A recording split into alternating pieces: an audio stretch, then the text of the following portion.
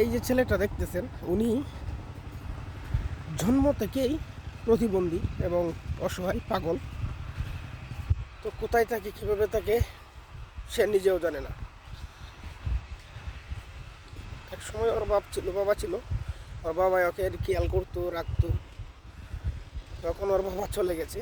তো একটা কথা যেটা গুরুত্বপূর্ণ, সেটা হলো, দেখেন দুটা পা, এই দুটা পার উপরে দিয়ে ট্রাক চলে গেছিল।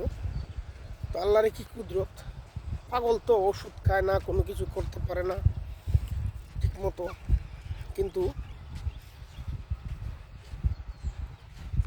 হাঁট হাঁটতে যে পারতেছে, এটা অবাক বিষয়।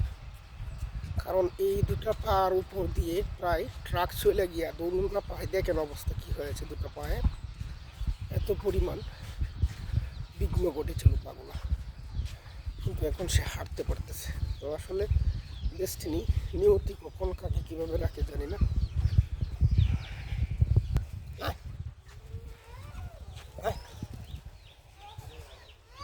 তো এখন সুস্থ হবে। হ্যাঁ, দেন খুশি যে হয়েছে।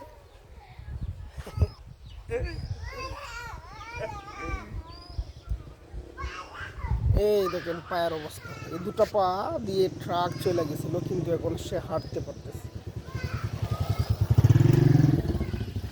ওষুধ খায় নাই কোনো দিন, ওষুধ খাওয়ার মতন তার মস্তিষ্ক নেই।